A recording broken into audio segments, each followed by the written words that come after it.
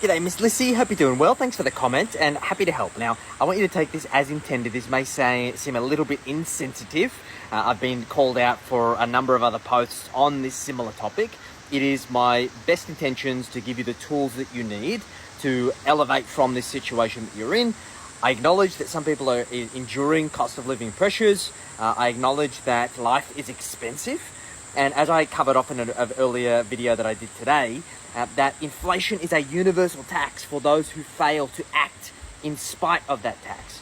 So, as some benchmarks to give you, when we work with our clients, we aim to work towards what we call the 50-30-20 rule, which means that 50% of your net household income should be for your non-negotiables, your necessities of life, which includes rent, groceries, bills, essentials.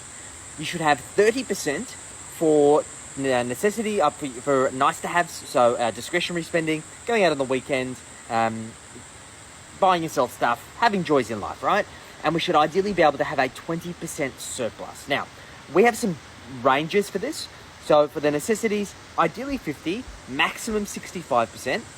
And then your discretionary should be responsive to that. So ideally 30, but we can reduce that down.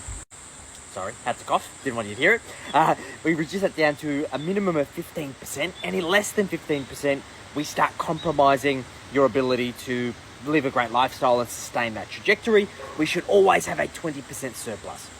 So if you're spending 70% on just rent, this is substantially higher than those benchmarks, and that doesn't even consider any of the other necessities. So what this tells me is that either your rent exceeds the amount of income that you're earning, so you need to look for lower cost accommodation. I understand that's hard.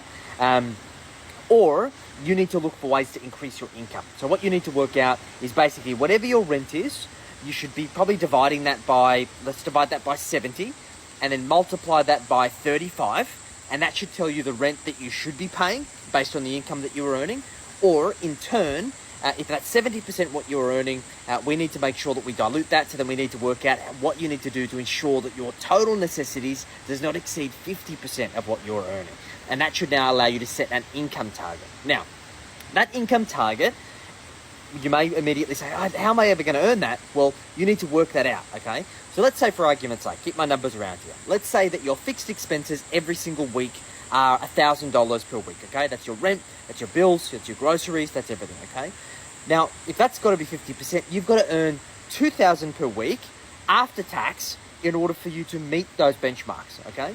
So then you've got to say, okay, well, what do I need to do in order to be in a position to do that? I want you to go and research, jump onto Indeed or Seek, go have a look in your role with your experience. What are other roles that they're advertised for? What's the market?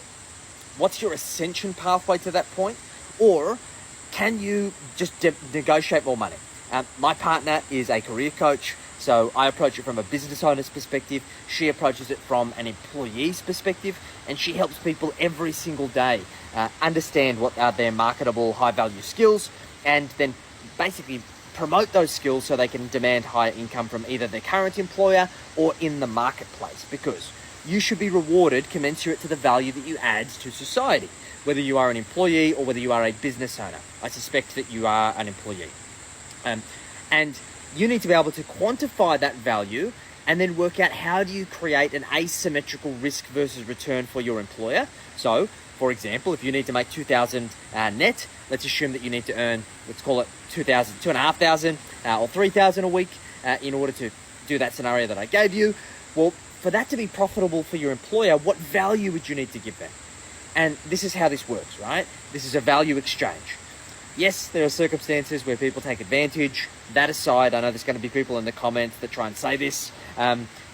Assuming that all things are equal, assuming you understand your value, assuming that you can negotiate for it, you just need to understand the economics of your situation so then you can work out what you've got to do to bridge this gap.